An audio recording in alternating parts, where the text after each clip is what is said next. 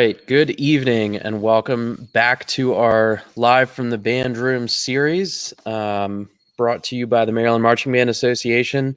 My name is Mike Harrison. I'm the president of the MMBA, and I'm joined tonight by Dan DeLong, one of our esteemed judges and a longtime friend. So, Dan, thank you for being here and welcome. Well, thank you, Mike, for having me. It's an honor and a privilege to sit out here with the MMBA people and talk music. Awesome. Cool. Well, we'll jump right in. Excellent.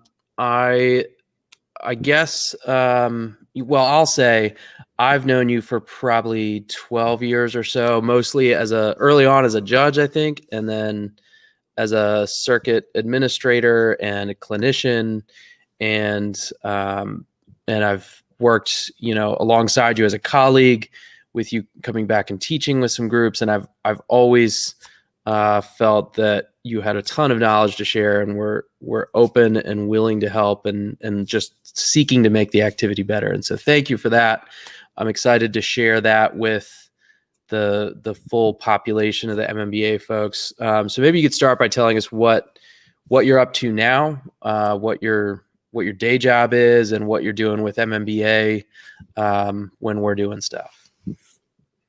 Well, thank you, Mike. It's right now just trying to adapt to this new. I'm the president of Studio One Percussion.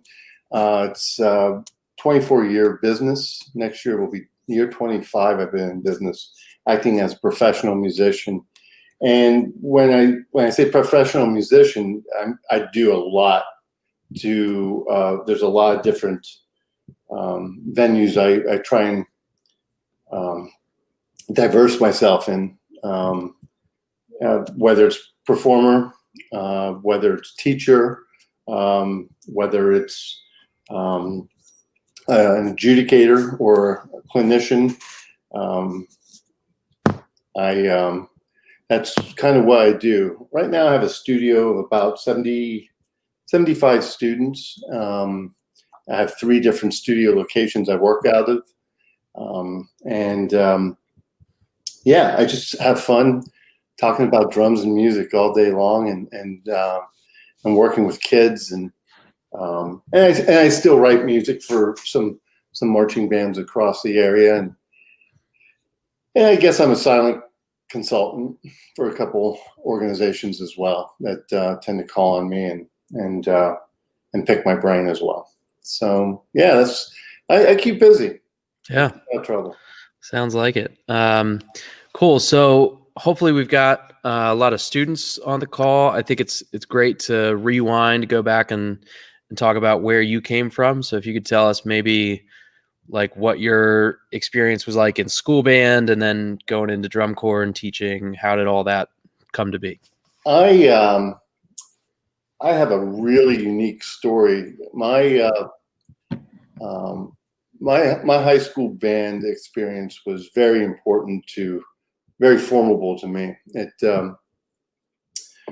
Marching band and this marching arts activity in general, they were sort of my Wizard of Oz, where I discovered my heart, I discovered my independent thinking, I discovered my courage, and so I was a byproduct of the activity.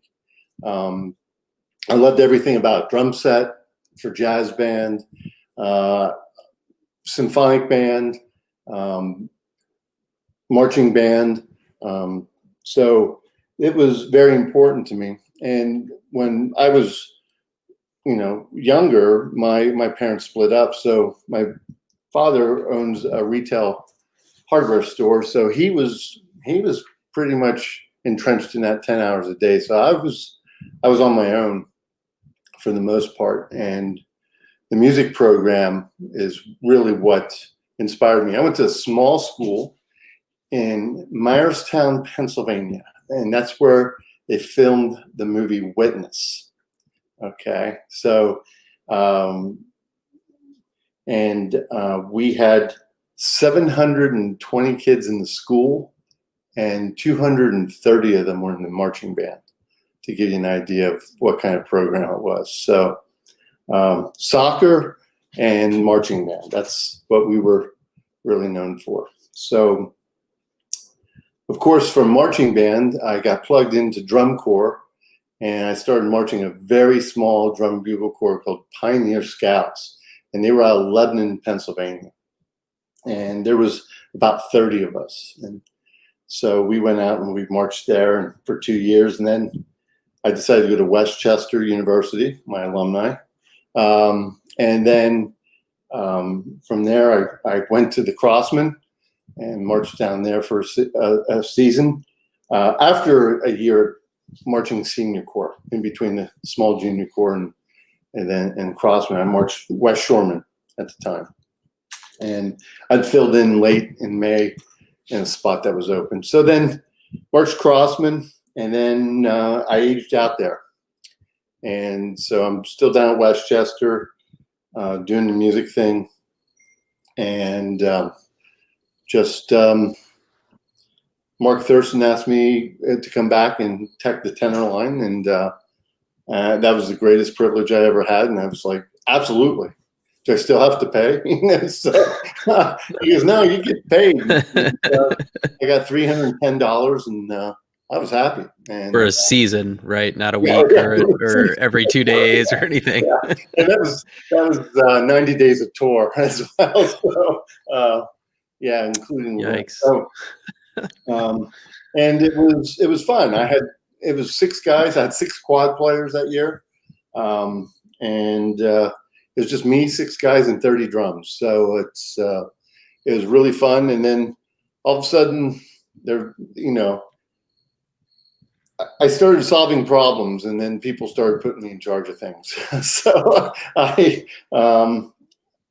worked my way through the Crossman. I was mentored by Mark, and also Tom Ungst and I went to college together. So we shared we shared a lot of thoughts. Lee Rudnicki, who ended up being caption head for Santa Clara, he marched at Westchester with me. And so I was surrounded by some of the greatest minds in the activity. And we were forming each other and forming ourselves and forming our minds. And I was creating a process and just how I went about doing things. And then a gentleman by the name of Steve Filippelli asked me to come help out with the West Shoreman. And I did, and I had a bunch of friends that were marching there, and I couldn't live off of $310 a year. So I went back, started working in a retail music store, and then started doing drum corps on the weekends. And I had a lot of fun with that from 1989 to 96 with the West Shoreman. Then I wrote and consulted, and then in 97 at West Shoreman. And then 98, I transitioned to Reading Buccaneers for 98 season, 99 season. And then in 2000, then I went to the Bluecoats Drum and Bugle Corps.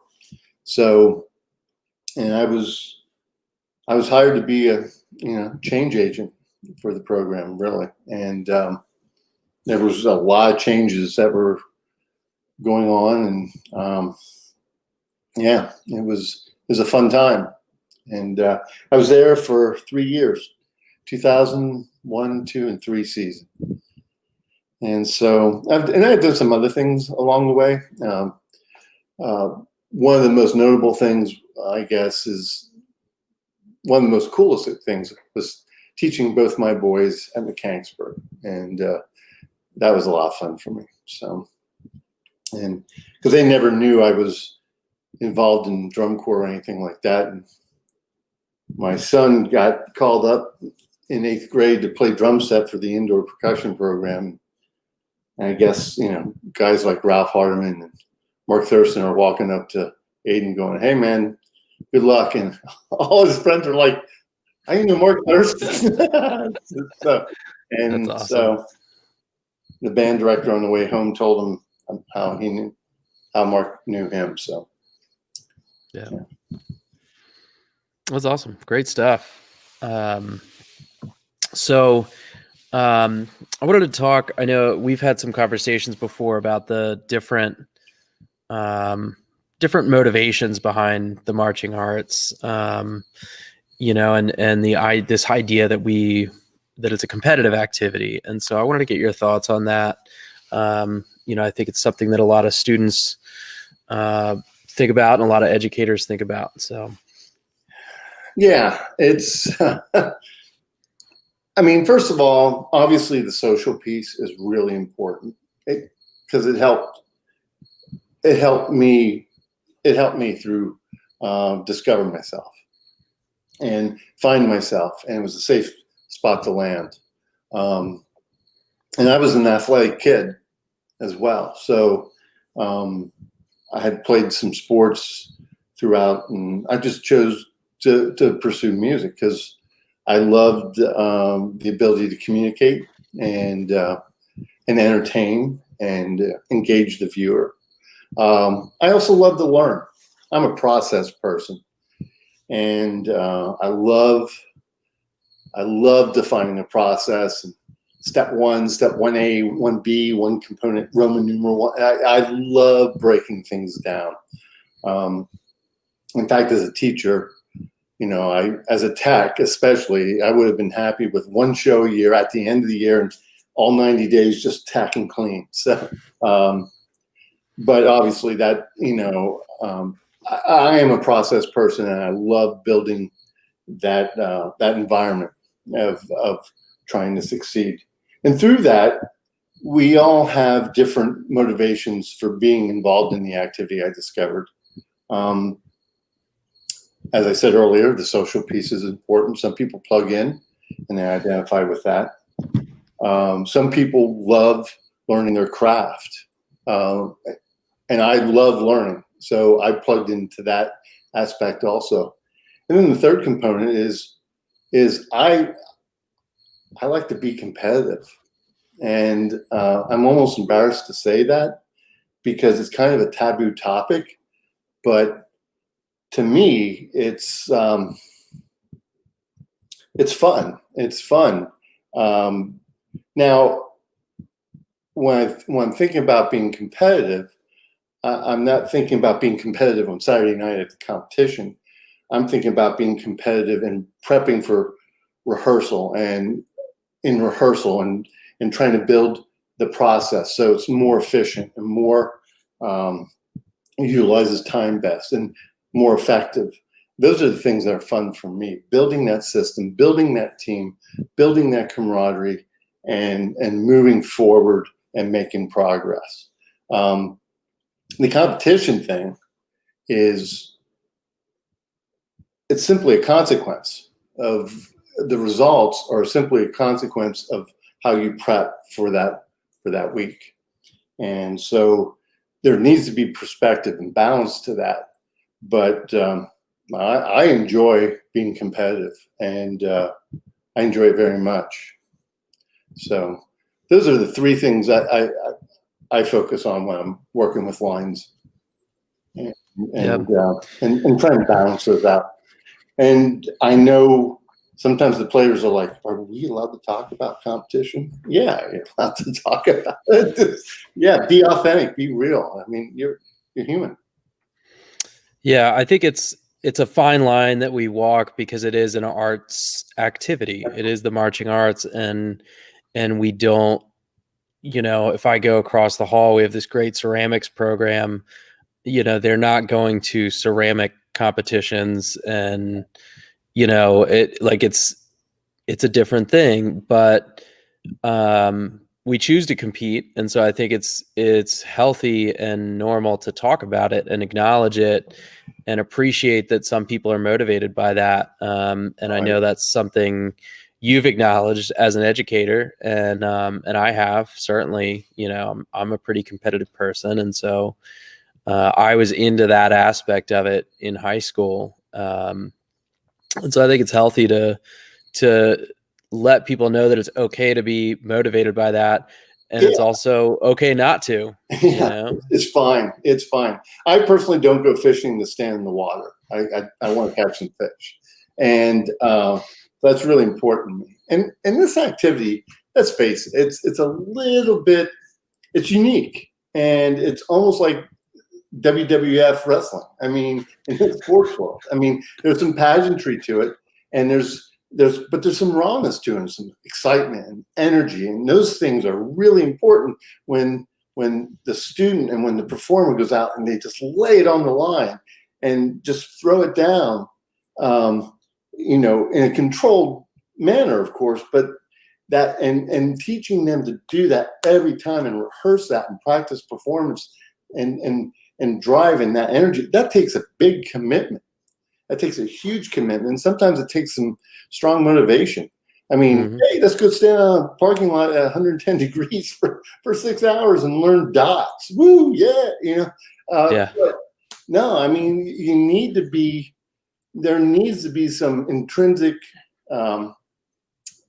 motivation at times. And it's, and the other thing is when the community goes out and does it, where you're going to say, no, I'm not doing that. No, you're going to go with the community as well. So you might as well make the best of it. Yeah.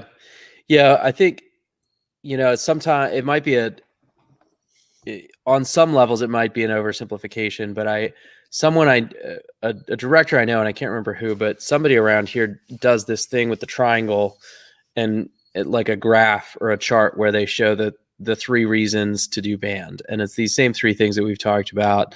And there's more reasons, and there's certainly people in between, but there's, the people that like the competitions, the people that are there for social reasons, the people that are there for the musical thing. They want to express themselves and perform.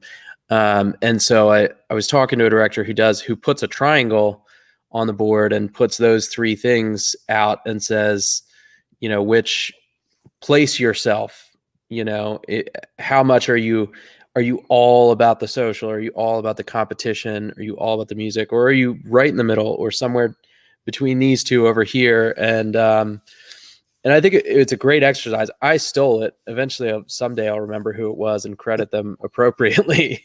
Oh, Kim, who was that? I didn't know we had live comments. That's cool. Is that a TJ thing? She'll let me know one way or another.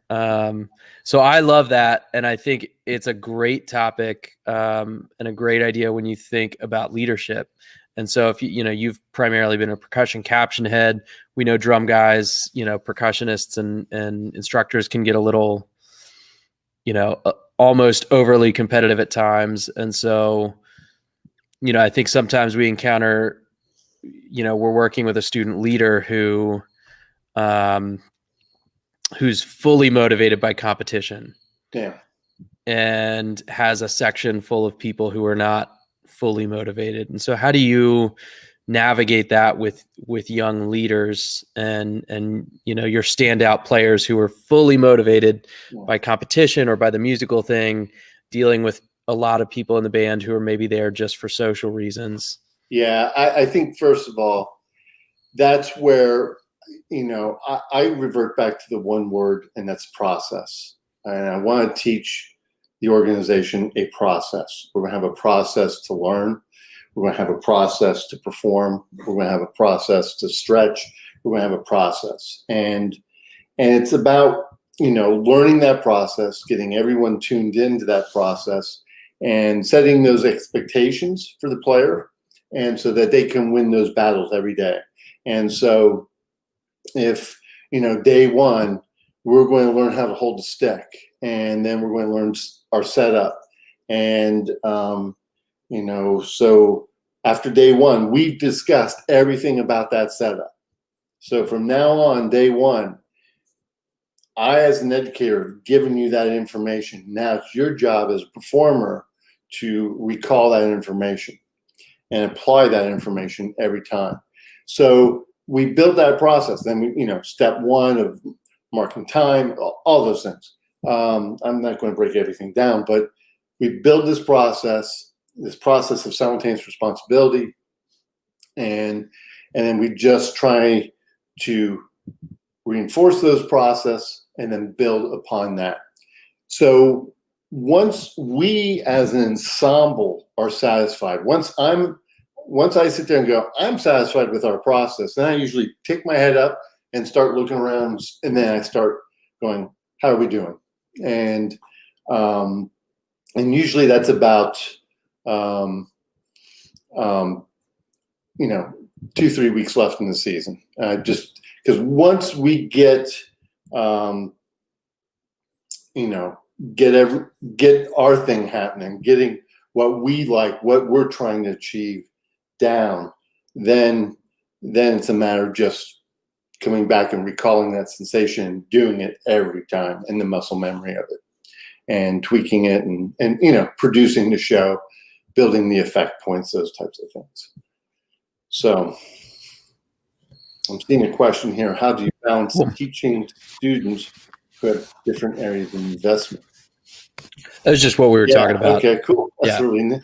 Yeah. I'm used to Adrian's pretty slick with the graphics there. We get some questions going. Excellent. So yeah, I think that's great advice. And I think it's cool to think about that. And I've had the privilege of working with a few different bands in the state. I was in the Severna Park band, and then worked with them while I was in college, and worked with the Chesapeake band for a while, and did some stuff on the Eastern Shore, and then Centennial in Howard County. And I can tell you, no matter where the band is, how competitive they are as an overall program, if you're going out and competing, there's a mix. There's always a mix of people with those different areas of motivation. And I think certainly as educators, we try to serve all of them and make it a great experience for all of them. But I think to the young leaders out there, it's it's an important thing to recognize about your peers, that we're all coming from different places, and we're all motivated by different things, and finding a process that works and serves all those is a great way to approach it. I think, it's, you triggered on something, and I want to make sure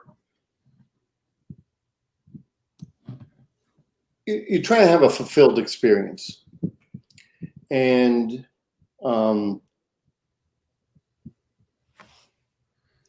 you don't climb mountains to be seen. You climb mountains to see the view. You know what I'm saying? And so it's part of that journey. And so when I train my leaders, and when I train each student, I'm not asking them to be this person. I'm asking them to reach their full potential. And it's my job as a percussion instructor to get them in the right place, to design a show that's going to be entertaining to the viewer, engaging to the student, educating to this, an educational experience to the student, and just have a great experience. And I think you go to Paris to be in Paris, not to cross it off your list. And so it's, I think that's the important thing. It's the experience, and it's just trying to get everyone to buy into that experience, because there's no one that sits there and goes, hey, you know what? I want to be bad today. Everyone wants to be good. Everyone dreams about being great. And so let's go out and be great. Let's just be great. Let's be great at everything we do. Let's be great at getting off the bus. Let's be great at putting the uniform on. And let's be great, personal responsibility, those types of things. Yeah. And how do we just be great? And here's the process to be great. Now, guess what? If Team B comes out on Saturday night and they beat you, wow. And you achieve what you wanted to achieve with your process, you know what? The thing I'm going to be disappointed is I didn't get to see Team B, because they must be really good if I'm really satisfied with my gig. Does that make sense? Yeah, totally. And I think that's important. But I think the key thing is getting the player in the right spots so that everyone has a seat at that table, and getting everyone engaged and everyone rowing forward. So that's the key. Yeah. And there's you're as strong as your weakest link, and that's what you have to tell the players is let's all be strong and that type of thing. So that's how we get the buy-in. Awesome. Cool. So speaking of being great, I want to pivot and talk about percussion a little bit. And not that we haven't done that plenty of hours outside of this call, but I want to revisit some things because I think you have a really special approach to how to get sound out of percussion instruments. And the groups that I've seen that you've taught do it better than most. And so I'd love to have you, take some time and break down your approach to sound production for percussion. Well, thank you, Mike. Coming from you, that's a compliment because you've got some great groups yourself. And I think, I am a process person, and I think it's really important. I have been blessed with some really great members and some really great staff members. I've surrounded myself with some great people, but I learned. I grew up in the 70s into the 80s learning a style, and it was a harsh style. It was I remember there was a lot of squeezing and pressure and tension and boom. And then 1984, I believe it was, we were at Westchester, and there was this company called Doorline came out, and they were experimenting with a new resins and new technologies for drum heads, and it was Kevlar at the time. And so we were the first. We were beta testing it for them. I believe the company went under, or they sold the product off, and then later became Flams, I believe it was. And actually, I think it was the Premier series heads of that they ended up selling it to Premier, and then the Flams technology came out or something. I'm not quite sure, but nonetheless, the technology is really what drew. We're crisis-driven people. So when the Kevlar and the Flams and that technology started integrating in 85, 86, there was an epidemic of carpal tunnel syndrome, tendonitis. Lots of drummers' hands were getting hurt, and so we kind of had to adapt and change techniques. And so, so I take a very symphonic approach to it. I guess, music is an art form, of course, and it's organized through sonic qualities and sound and silence and succession and over a defined period of time. Okay. So that's the basis of music. And then from there, a percussion instrument is any object that can be defined, that produces a sound when it's rubbed, shaken, striked, hit, some sort of collision. So then, at that point, I start breaking it down into two categories, really: membranophones and idiophones. And membranophones, anything with a membrane, and it's a two-component system: a membrane and then a shell to generate tone. And then idiophone is you have your playing surface, and then the playing surface also generates tone. So it's a one-component piece. So, but my point is you strike the playing surface, you get that playing surface to vibrate, and then you get out of the way and you allow full resonance of that. And so through all the technology, all these adaptations, we started working off that principle and started really focusing on legato strokes. Actually, the first stroke I teach is an upstroke and how you do that specifically. And then from your playing position, you have your set position. Then from your playing position, then you start throwing the stick down. And then just like a basketball, you throw the basketball down and you release it and it comes right back to you. And that is the most pure sound that you can create. And so that legato stroke, or that rebound technique, is the first downstroke that I'll teach. Then I teach the complete opposite, which is staccato stroke. By the way, the legato stroke is really going to be in charge of all your flow and how that goes about. Staccato stroke is really used at ends of phrases, and it's more of a tidy appearance. But the staccato stroke really comes from the 70s and the 80s, where everything was really defined and precise and really, really kind of tight.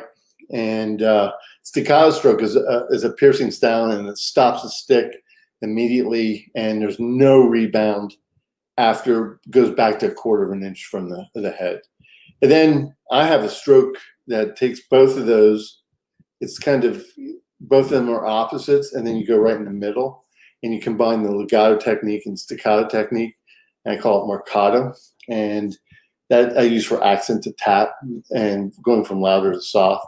Or if you're playing 16th notes to 8th notes, and you want to maintain the same height and the same energy, intensity, that marcato technique is used for that. So I define those strokes, and then from that point, I really work on 6 things: single beats, double beats, triple beats, accent to tap, duple, and triple rhythms. And then we start working independent hands, 2-hand combinations, and we just refine, define, and just perfect, and just become more efficient, and tension free. That's the key. Relaxed, tension free. So it's a big sound. It's a big look. I love the energy it portrays. I love the warriorness of it, but I also love the purity of the sound and the full resonance. And then you learn how to control that and go lower, and then of course incorporating dynamics and those types of things. So, I mean, there's a whole bunch of connective tissue that I just glanced over really quickly, but that's the premise of everything, and that's what we build it off of. Very cool. And so, you achieve that, you break down the strokes, you put in the time, do the exercises. One of the things that seems to just be more and more in demand is the visual responsibility of those, especially of the battery performers. How do you balance, especially in the indoor scene, but also in the fall band, how do you balance those things when, they've got to be dancing or doing all sorts of body, and you still want them to sound great? Yeah, that's really a great question. I think, first of all, I believe 85% of this activity is visually based. I mean, you hear with your eyes so often. And so I believe the whole visual thing has to be a huge focus. I know for me it is. If you cannot get from point A to point B and get there, it's going to sound like sneakers in a dryer. I mean, let's face it. I mean, no one wants to hear that. So it'll be a mess. So you got to know where you're going, and that's the first thing. I clearly learned music first, and then once the music is learned, I put it to time and tempo. I'm a big tempo hound, and I track them. I'm old school, and I track them. I get their feet in time, so that they learn how to go in time. In addition to that, I usually have on my staff, I have someone that does physical development. and I don't mean basic marching. I mean, they do, they run, they do, core development, core training. And, this is an athletic activity. And to get the players comfortable with their equipment, they have to have the strength to be able to carry that equipment. So I'm really big on speed and agility, and training, core development. We even encourage them to do weight room and that type of thing. So I know, a lot of my lines are very athletic, and they have that physical component, that physical strength. In fact, last 2 years at Mechanicsburg, I was fighting off the football coach from trying to recruit my players and my own kids included. But yeah, no, it's that's a really important component to that. And then of course, the training and I always have someone that's really good with that on my staff and just really up to date. And I try and stay current with that. I've been around some really great guys, some process guys, Eric Kitchener, Kevin Stahl at Blue Coats, who's also at Matrix now, does the visual program out there. And Kevin and I, we were putting together a process, back in 2000 and reinventing the Blue Coats at that time. And Kevin, started, well, here's your platform, here's your heel. And I remember, 6 hours on a bus trip, talking about the platform and balance and, and all these things. And, and that's the other piece is balance and learning balance of, you have to build the strength to have the balance to be able to move. So I try and get my lines to move really great. And that's really important to me. That's great. And dance and those types of things. And across the floors, we do all that and we incorporate all that. So yeah, that's great. I'm not sure I always understand it, but I find great people. I surround myself with excellent people and I learn from them. Yeah. We've been very fortunate in some years to have someone who knows how to choreograph for the marching arts come in and help. But there's other years that we don't. And I've literally just walked down the hall to the dance teacher at the school, said, hey, can you help us with this idea? Here they've got to wear a drum or they've got to hold a tuba. Can you help us figure this out? And by the way, here's how the tuba works. They need to still be able to play it.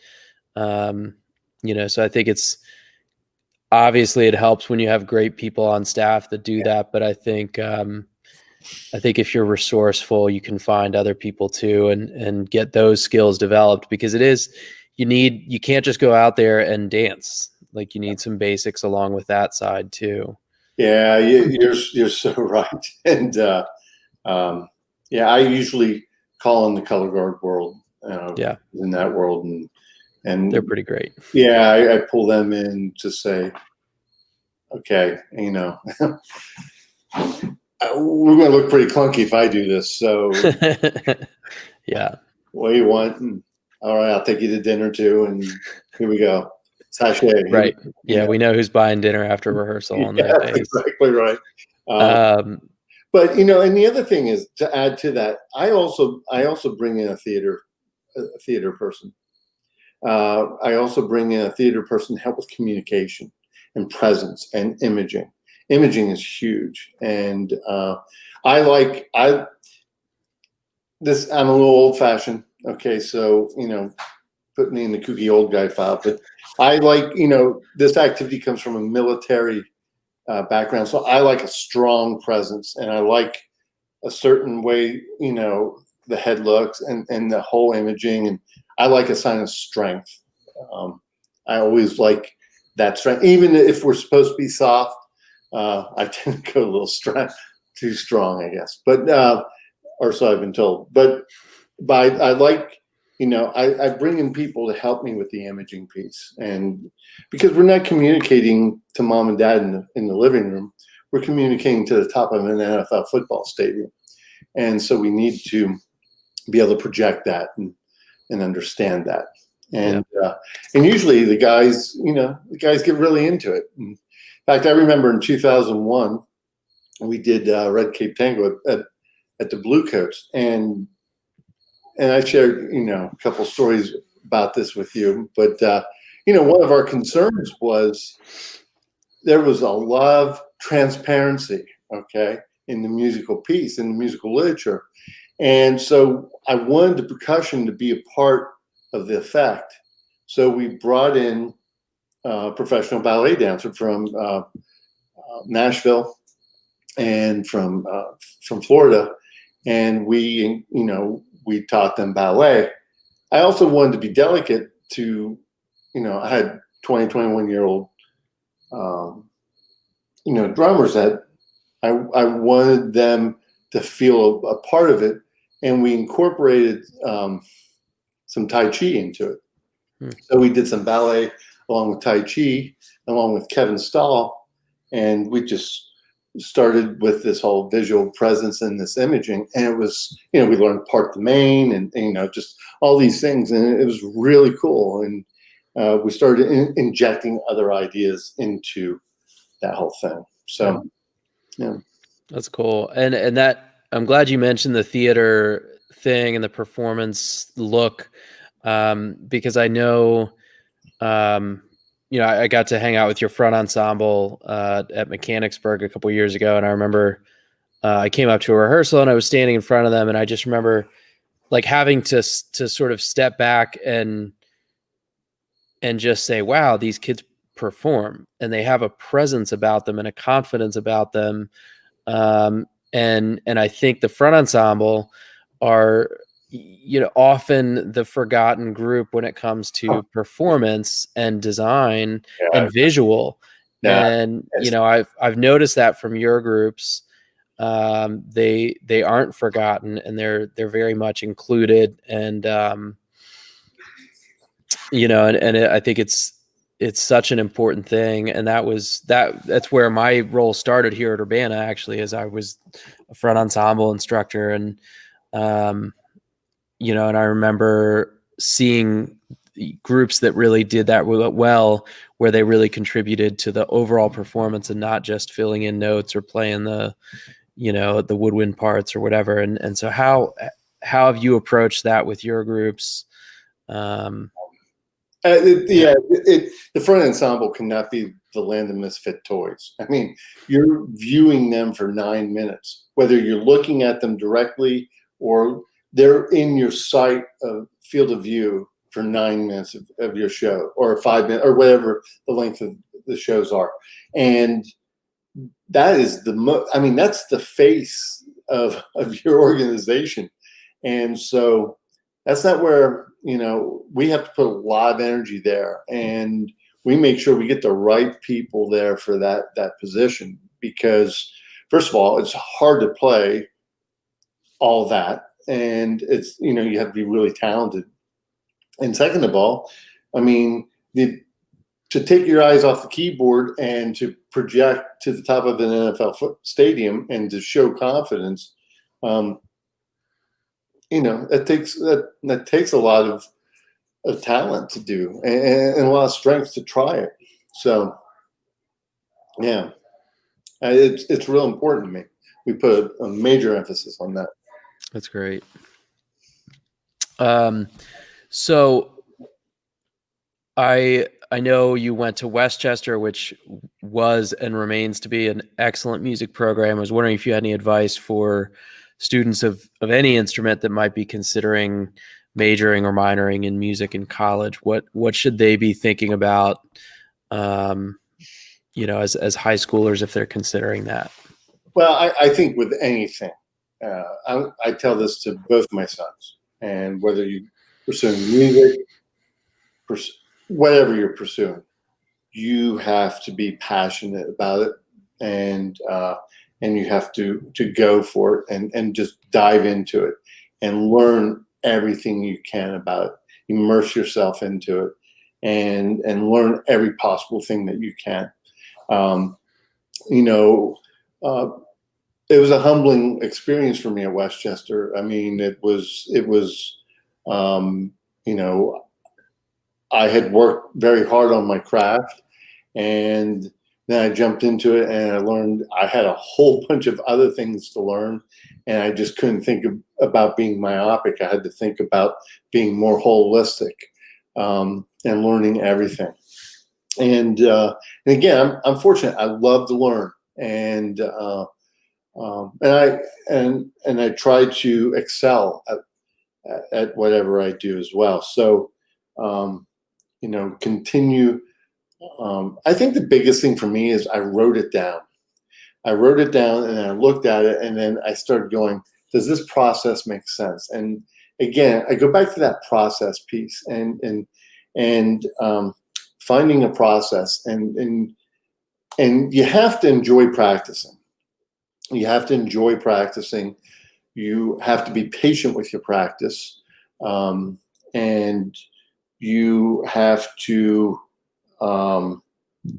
not practice till you get it right, but practice till there's no mistakes. And I know that's cliche, but it's so important that you learn how to master and master a craft, and just try and make it great. And so yeah, I think just go for it, and have passion with it, and run at head first, jump into it, dive into it, immerse yourself in it, and, you know, seek counsel too. You know, find people that are better than you and walk up to them and say, wow, you're really good at that. I'd like to be good at that too. What can I do to be good like you? Your band directors are obviously a great source as well. I mean, I was inspired to be my band director in high school, and both my high school drum instructors. They were inspiring human beings, all three of them. And I just, I looked to them, and they gave me great guidance as well. Yeah, I think, I'm going to steal a line from the movie The Race, about the Jesse Owens story, and it says the choices you're making right now won't even feel like choices until it's too late. But jump in, learn, just love to learn, find the purity of learning, and try and find connective tissue. Try and find similar things and build off that.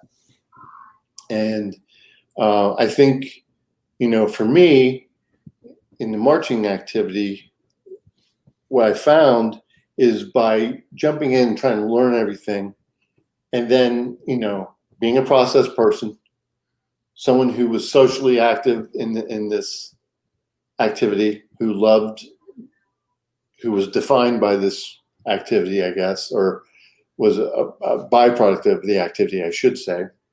And then third, someone who's competitive.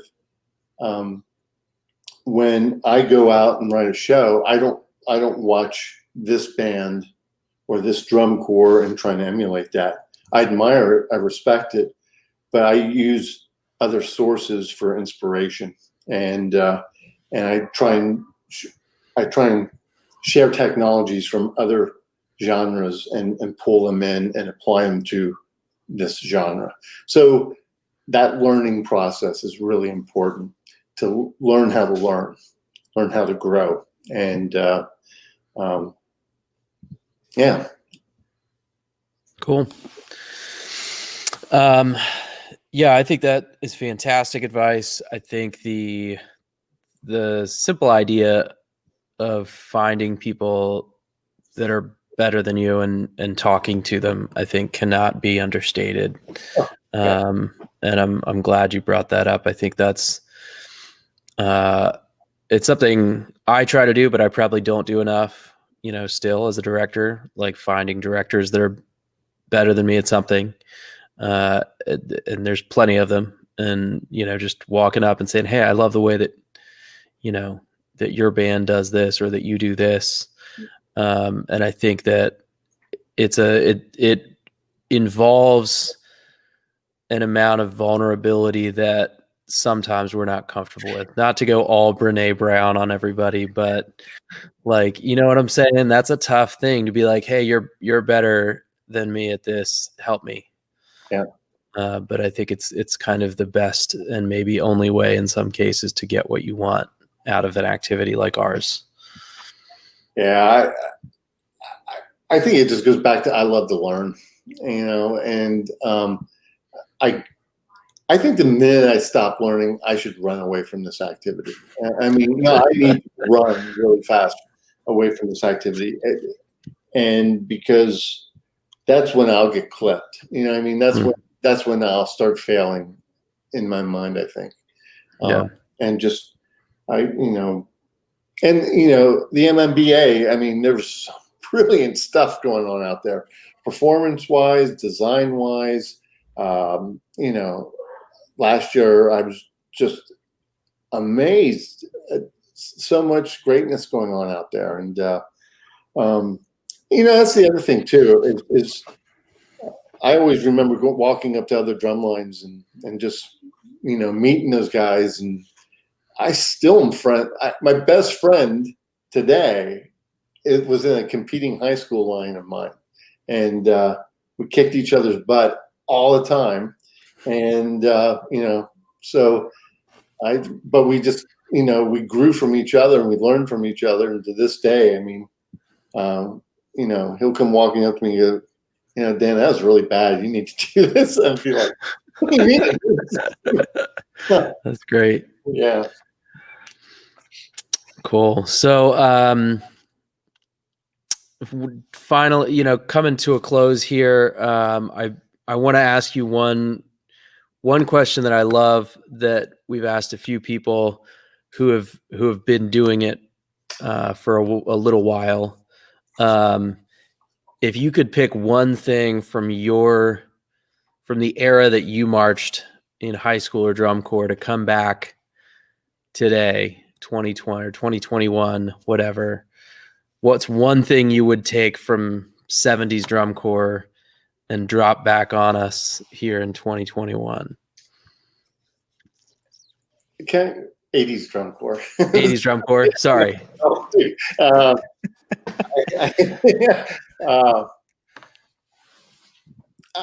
I just remember 1980 being at DCI East and just like, oh, I love this corps. Oh, this corps is great. This corps is incredible. And I love the music, and I love the entertainment value and the engagement value.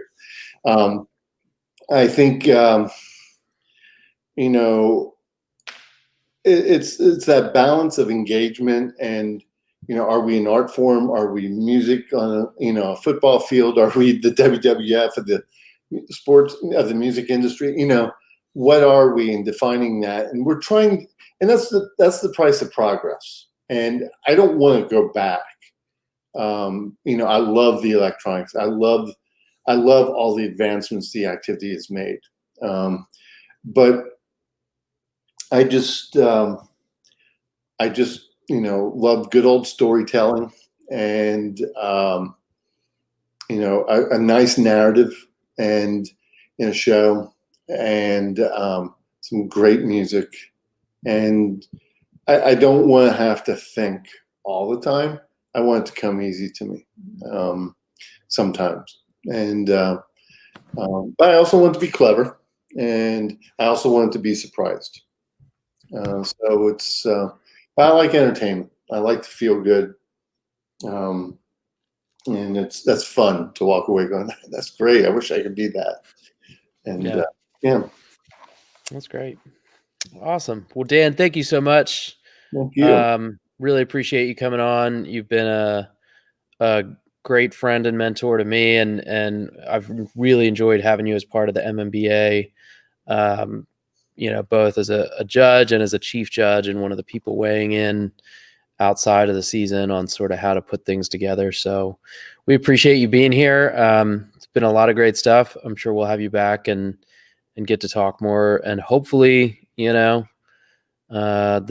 this summer and fall start seeing some band stuff happening again. Great. Boy, I miss it.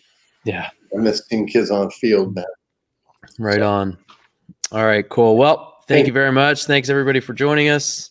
We'll see you next time. It's going to be next Thursday, and the Thursday after that. We're going to keep the Thursday thing going for a while. So we hope to see folks again then. Thanks.